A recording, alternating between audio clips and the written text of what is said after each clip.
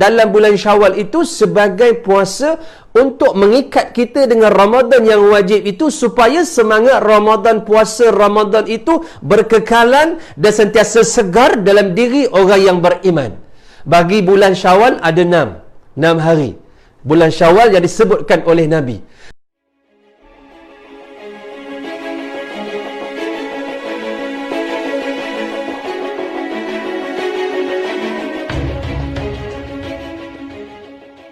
Hargai modal yang Allah beri. Nescaya tuan-tuan nak tidur pun tuan-tuan rasa rugi tuan-tuan. Kerana apa? Kita merasakan bahawa 1 minit lagi kita mati. 1 minit lagi kita mati. Jadi kita menggunakan untuk amal-amal yang soleh. Nak tidur pun rasa sayang. Takut tak baca Quran. Baca Quran pun rasa rugi kalau tak hafal Quran. Dah hafal Quran rasa rugi kalau tak banyak. Bila dah hafal pula rasa rugi kalau tak ulang kaji. Dah hafal takut hilang. Lalu dia bangun malam. Dia hidupkan malam. Sebab Quran tu 30 juzuk. Untuk mengingatkan balik hafazan dia. Dia jaga Quran dalam dadanya. Lalu dia bangun malam membaca berjuzuk-juzuk Al-Quran. Jalannya mengingati Quran. Solatnya dengan membaca Quran. Dalam keadaan menunggang, berkuda, naik unta, kedai, jalan kaki, musafir. Dalam keadaan mengingati Al-Quran. Tak ada masa nak membawang. Tak ada masa buat maksiat. Tak ada masa ini. Dalam keadaan Al-Quran yang duduk dalam dadanya. Menjadikan seseorang itu orang yang menjadi orang yang kita panggil orang Al-Quran. Orang puasa. Orang Tuhan. Menyebabkan dia ini tindak tanduk dia, muamalah dia di atas apa yang Allah Subhanahu Wa Taala berikan kepada dia. Dia berfikir, dia memandang, dia mendengar, dia bercakap, dia makan minum, dia nak Allah pandang dia, dia nak Allah tengok dia. Hatta kehidupannya hanya taat kepada Allah Subhanahu Wa Taala. Lalu dalam keadaan dia berkata, puasa itu berkata, Quran itu berkata, wahai Allah, berilah syafaat pada dia ya Allah. Dalam keadaan itu fasyafa'ani, lalu kedua-duanya memberi syafaat kepada orang yang melakukan. Sahabat yang saya kasihi, sahabat yang dirahmati oleh Allah Subhanahu Wa Taala. Cuba kita lihat. Tadi saya kata tentang puasa Ramadan 30 hari. Apa perasaan kita habis Ramadan? Bila habis Ramadan, tuan-tuan, orang yang beriman, yang bertakwa ini, dia menangis. Dalam keadaan dia kesedihan. Sebab suasana Ramadan takkan sama dengan bulan yang lain. Ramadan 1441 tak mungkin sama dengan Ramadan 1442. Kalau orang kata Ramadan datang tiap-tiap tahun, dia tertipu tuan-tuan. Kerana Ramadan tahun ini tak mungkin sama Ramadan tahun depan. Ramadan tahun depan tak mungkin sama Ramadan akan datang. Sebab setiap Ramadan itu berbeza. Yang Allah berikan. Lalu orang yang beriman itu duduk dalam keadaan menghargai dirinya. Dan sebab itu dijadikan tu tadi.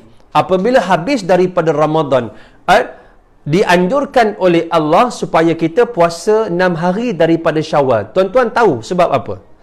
Antaranya kata ulama, puasa Ramadan itu disambung dengan puasa 6. Puasa 6 itu nak membugarkan, nak refreshkan, nak segarkan kembali ingatan dia yang sangat kuat kepada Ramadan 30 hari, supaya semangat dia tidak luntur dengan habisnya Ramadan. Bila Ramadan itu habis, semangat Ramadan itu hidup dalam jiwa dia luar Ramadan. Sebab itu Allah mulakan dengan yang wajib dulu. Seperti mana solat yang wajib, mari solat yang sunat. Setelah ada yang lima waktu yang wajib, dia mari yang nawafil, nafilah yang sunat. Begitu juga dengan puasa. Allah jadikan yang asasnya wajib Ramadan. Luar Ramadan benda yang sunat-sunat. Begitu juga kita akan jumpa nanti yang namanya infak, yang namanya zakat. Mari Ramadan ada satu zakat dipanggil zakat fitrah yang wajib bagi orang yang cukup syarat. Tiap-tiap kepala kena keluar RM7 saja. Nak sebutnya RM7 itu sebagai asas yang wajib untuk dia pergi lompat kepada namanya infak yang sunat, sedekah yang sunat. Ini kaedah Tuhan. Setelah 30 hari dengan yang wajib, Allah jadikan ada 6 hari dalam bulan Syawal itu sebagai puasa untuk mengikat kita dengan Ramadan yang wajib itu, supaya semangat Ramadan, puasa Ramadan itu berkekalan dan sentiasa segar dalam diri orang yang beriman. Bagi bulan Syawal ada 6 hari. bulan Syawal yang disebutkan oleh Nabi. Sehingga kan ibadah ini bila kita buat dalam 6 hari, kita ambil daripada bulan Syawal, tak kira lah nak terus boleh. Ada orang tuan-tuan, habis hari raya pertama dia straight 6 hari, boleh. Ada orang dia nak lompat-lompat, nak rompong-rompong, puasa tak puasa, puasa tak puasa, puasa tak puasa, tak puasa, puasa, sampai dapat habis 6 hari, boleh. Apa pun boleh, tetapi 6 hari. Sehingga kan ganjaran dia puasa setahun. Bayangkan tuan-tuan perempuan, kita puasa sebulan dengan penghayatan 30 hari. Tiba-tiba kita dapat melengkapi seolah-olah kita yang tak pernah puasa setahun. Hatta Nabi Allah Daud, puasa dia bukan setahun lengkap. Sebab dia hari ni puasa, esok tak puasa, lusa puasa, tulat tak puasa, dia selang-seli. Itu puasa Nabi Daud. Babaknya Nabi Allah Daud pun tidak puasa setahun lengkap. Maksudnya kalau sekiranya kita bayangkan kita puasa setahun tu penuh, tak ada buka. Setahun tu penuh kita puasa, seolah-olah begitu. Apa perasaan kita hujung dari puasa kita 365 hari itu setelah kita berjaya puasa setahun? Allahu Akbar. Kemudian kita jumpa lagi Ramadan, kita jumpa lagi Syawal, puasa lagi 6, seolah-olah tahun depan juga setahun, tahun tulat setahun, tahun tulat juga setahun. Bermakna kita puasa sepanjang tahun. Kalaulah ganjaran dia yang puasa 6 hari dalam bulan Syawal, puasa seolah-olah ganjaran dia berpuasa setahun, mari bulan tahun depan besok, dia akan puasa Ramadan, habis tu puasa lagi 6 hari bulan Syawal, bermakna pahala dia setahun. Akan datang lusa, tahun lusa setahun, tulat setahun. Bermakna orang yang puasa 6 ni, kalau dia lazimkan seolah-olah, faham ni? Seolah-olah dia puasa sepanjang hidup dia. Allahu Akbar. Subhanallah tuan-tuan, cuba bayangkan tuan-tuan, dengan ibadah yang besar tu tadi, saya sebut ada 5 ganjaran yang cukup besar yang Allah sandarkan pada diri dia, dan ibadah ini kita buat sepanjang hidup kita. Tuan-tuan rasa macam mana perasaan tuan-tuan? Allahu Akbar. Macam mana perasaan kita seolah-olah begitu? Dalam keadaan Allah beri kita yang sunat itu, supaya timbul satu rasa seronok kita. Di luar dari Ramadan, kita teruskan puasa sunat. Dan sebab itu daripada puasa hak wajib, dia mari puasa yang sunat, namanya puasa 6 hari daripada bulan Syawal. Luar daripada bulan Syawal ada puasa-puasa lain, antaranya puasa Isnin Khamis. Kalau kita ambil Isnin 4 kali dalam sebulan, 4 dah. Dan Khamis ada 4 kali dah 4. 4 dah 8. Maksudnya 8 kat sini ialah setiap bulan ada 8 kali kita berpuasa yang sunat. Kemudian kalau kita tambah pula, kena pula pada hari-hari putih dipanggil. Hari-hari putih bulan Islam, 13, 14, 15 bulan-bulan Islam, maka Nabi ajar kepada kita dipanggil Ayyamul Baid. Ataupun hari-hari putih ini berpuasa. Maknanya 8 campur 3 dah berapa? Dah 11. Dalam keadaan itu ada lagi dalam sebulan paling tidak ada 11 hari kita berpuasa. Contohnya sahabat-sahabat, kita dalam keadaan penerusan ibadah ini dalam kehidupan kita di luar Ramadan, kita akan menjadi orang yang terbiasa dengan ibadah ini. Dan ibadah ini merupakan ibadah yang diamalkan oleh Rasulullah SAW, dan ibadah ini dia mengikat kita dengan ketakwaan. Bagaimana orang yang berpuasa, adab-adab dia, macam mana akhlak dia, bagaimana keadaan dia, puasa dia, makan dia, dia kira macam mana dia ambil dari mana, kaedah makannya, cara makannya, begitu akhlaknya, jaga dirinya, dengan sabarnya, dengan semangatnya dalam mencari ketakwaan kepada Allah, puasa hatinya, puasa mulutnya, puasa anggotanya, dalam pemikirannya hanya tertumpu kepada Allah Subhanahu Wa Taala. Apakah hasil daripada ibadah ini? Kalau bukan menjadi orang yang luar biasa. Sat lagi kita jumpa dengan bulan-bulan lain. Mari pula bulan Zulhijjah. Ada 9 Zulhijjah kita puasa Arafah. Bagi orang yang tak buat haji, disunatkan berpuasa pada 9 Zulhijjah. 10 Zulhijjah hari raya haji. Kemudian mari pula bulan lain, mari bulan Muharram. Ada puasa dipanggil puasa Muharram, Ashura, iaitu puasa 10 Muharram. Yang mana kita ada puasa pada bulan Muharram, 9, 10, 11 boleh, 9, 10 boleh, 10, 11 boleh, 10 pun boleh, tak puasa pun boleh. Nak sebutnya di situ disunatkan. Dalam keadaan kehidupan kita ada puasa Isnin Khamis, ada puasa Hari Putih, ada puasa Ashura, ada puasa 10 Muharram, ada puasa-puasa yang lain, puasa 6 Syawal, kemudian jumpa pula hak wajib. Maknanya hidup kita ni tuan-tuan, kita ikat kehidupan kita dengan cara apa yang ditunjukkan oleh Rasulullah sallallahu alaihi wasallam. Keterikatan kita dengan ibadah puasa hak wajib dan sunat itu dalam keadaan kita ada dua benda yang kita nak capai. Yang pertama, kita nak ikat dari sudut takwa tu yang bersifat rohani atau spiritual. Yang kedua, puasa ini nak mengajar kita, Rasulullah nak kita umat Islam hidup dalam keadaan yang sihat jasmaninya dan rohaninya. Sebab itu, bila sebut tentang makan, ia merupakan perkara yang ditekankan oleh Rasulullah sallallahu alaihi wasallam. Sebab itu Nabi sebagai Rasul menjadi ikutan pada umat dia. Nabi menunjukkan kesederhanaan berpada-pada pada makanan dengan cara makan, kaedah makan, apa yang kita makan, dengan ibadah yang berhubung kait dengan makan tidak makan, iaitu puasa. Subhanallah. Cuba tengok bila Nabi sebut tentang makan. Daripada hadis Abu Hurairah radhiyallahu anhu, Nabi sebut innal mu'min ya'kulu fi mi'an wahidin wal kafiru ya'kulu fi sab'ati am'ain. Hadis sahih riwayat Imam Al-Bukhari, hadis 5397. 5397. Maksudnya di sini sahabat yang dikasihi oleh Allah Subhanahu wa taala, Nabi nak mengajar pada kita, orang Islam ini dia makan untuk hidup.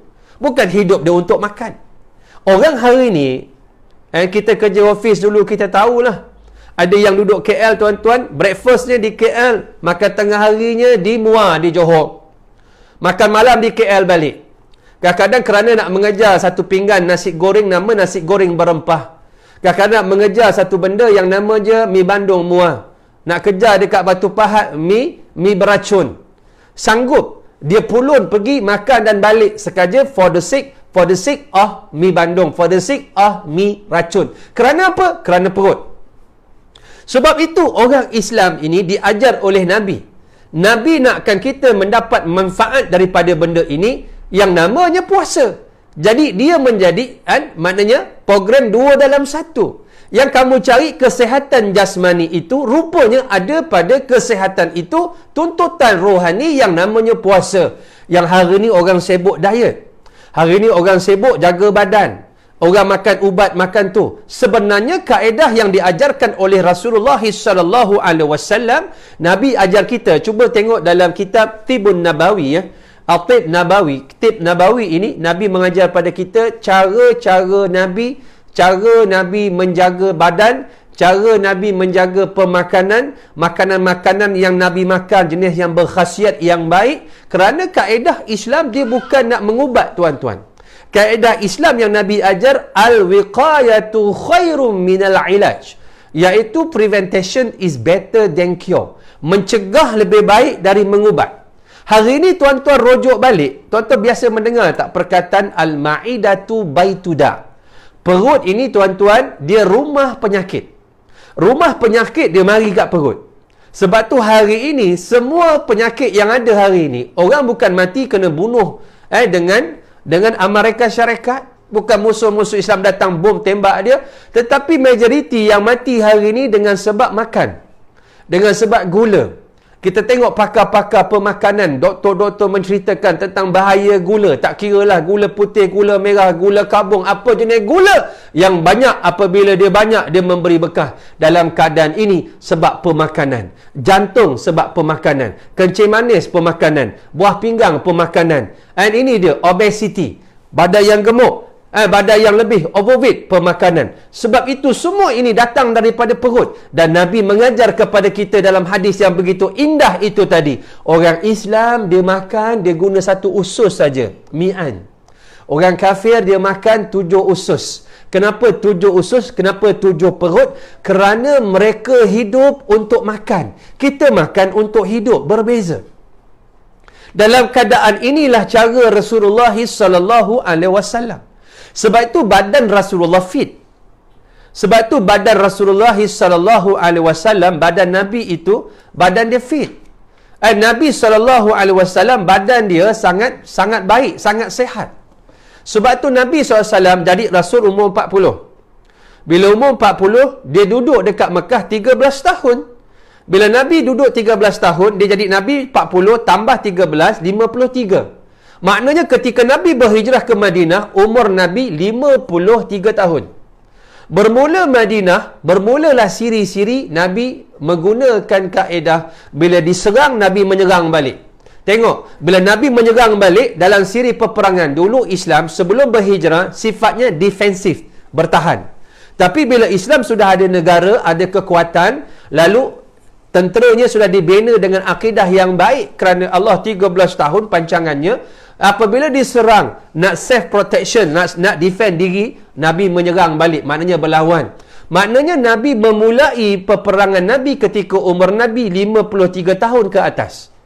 Sebab apa? Sebab peperangan pertama, peperangan Badar 2 hijrah. Uhud 3 hijrah. Ahzab 5 hijrah. Khaybar 6 hijrah. Siri-siri Fatu Mekah 8 hijrah. Tabuk 7 hijrah. Hunain 8 hijrah, 9 hijrah. Hisar, pengepungan Taif 9 hijrah. Maknanya siri-siri peperangan Nabi itu dalam umur Nabi 53 tahun ke atas. Tetapi keadaan tubuh Nabi, cuba tengok dalam kitab Syama'il Muhammadiyah yang ditulis oleh Imam At-Tirmizi. Imam At-Tirmizi ni tuan-tuan, dia ni ulama hadis, muhaddis. Dia ni tok guru hadis. Dia ada kitab hadis. Dia ada Sunan At-Tirmizi. Orangnya alim, ibadahnya banyak, bangun malam banyak. Cuba tengok hidup dia. Hujung hidup dia, matanya buta, banyak menangis. Hidupnya banyak menangis. Subhanallah. Hidup banyak menangis, mengenangkan diri serba kelemahan. Sedangkan dia ulama besar. Kita ni siapa? Ulama hadis pun tidak. Ular dalam semak mungkin. Tapi macam mana amalan kita? Subhanallah. Tengok Imam At-Tirmizi tuan-tuan. Matanya buta hujung daripada usianya. Tengok Ka'ab bin Malik. Sahabat yang tertinggal dalam peperangan Tabuk. Hidup dia, hujung dia apa tuan-tuan? Ka'ab bin Malik, sahabat Nabi ni buta mata. Banyak menangis. Ini sifat orang-orang soleh. Hidup dia banyak menangis. Hidupnya penuh dengan tangisan. Hidupnya banyak mengenang akhirat. Mengenang diri yang serba kelemahan. Hidupnya hanya muhasabah dengan apa yang dia lakukan. Imam At-Tirmizi dalam kitab Syama'il Muhammadiyah disebutkan bagaimana perut Nabi. Dada Nabi ni tuan-tuan, kalau diletakkan air, Nabi ni dada dia akan turun air tu ke bawah terus. Sebab perut Nabi ni tidak ada gemuk, tidak ada lemak, tidak berlipat-lipat. Perut Nabi tu cantik, slim je, dia fit saja. Itu perut Rasulullah sallallahu alaihi wasallam. Itu perut baginda sallallahu alaihi wasallam. Itulah perut Rasulullah sallallahu alaihi wasallam. Nabi ni sahabat, Nabi ni dia sangat jaga pemakanan. Nabi sangat cerewet bab makan. Kalau Nabi tak suka makanan tu, Nabi tak kutuk, Nabi tak komplain, Nabi tak bising kalau makanan tu makanan tak sedap. Nabi tak pernah kata tak sedap. Dan Nabi pun kalau dia tak suka makanan tersebut, Nabi diam saja. Itu sifat Nabi. Dan kata Siti Aisyah radhiyallahu anha, Siti Aisyah kata, sebab apa Siti Aisyah yang sebut benda ni? Sebab dia ialah isteri Nabi. Dia hidup dengan Nabi sallallahu alaihi wasallam. Aisyah radhiyallahu anha dia kata, keluarga Muhammad sallallahu alaihi wasallam tidak pernah kenyang dengan roti dari gandum. Selama mana? Selama 3 malam berturut-turut semenjak datang di Madinah sampailah Nabi wafat, tuan-tuan. Sejak Nabi sampai ke Madinah, Nabi berhijrah dari Mekah, sampai Nabi wafat, Nabi tak pernah kenyang selama 3 hari berturut-turut. Dalam keadaan Nabi boleh makan kenyang, kemudian diselang dengan lapar. Mari kenyang, lapar, kenyang, lapar. Dan kaedah ada disebut dalam hadis lain, Siti Aisyah menyebut bahawa aku melihat bulan silih berganti. Bulan silih berganti, masuk 3 bulan. Rumah Rasulullah tidak berasap, tidak ada makanan, tidak ada makanan yang dimasak. Dan Nabi dengan keluarga dia hanya minum air sejuk saja. Bahkan dalam keadaan Rasulullah sallallahu alaihi wasallam puasa Nabi tu dalam keadaan puasa tak puasa sama.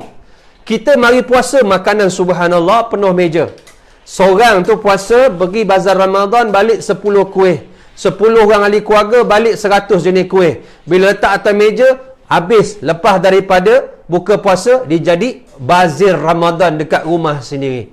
dalam keadaan apa tuan-tuan? Dalam keadaan tak sama puasa kita macam puasa Rasulullah sallallahu alaihi wasallam. Hatta sahabat-sahabat Nabi, mereka yang ada makanan pun mereka cuba tiru cara Nabi makan, cara Nabi sukat makanan, cara Nabi makan, cara Nabi puasa, sebab nak mengambil kira keberkatan hidup yang terbaik cara Rasulullah, dan Rasulullah banyak puasa, sikit makan, dan itulah kaedah mereka cuba tiru. Macam Umar Al-Khattab, macam anak Umar iaitu Abdullah bin Umar radhiyallahu anhuma meniru cara Rasulullah sallallahu alaihi wasallam.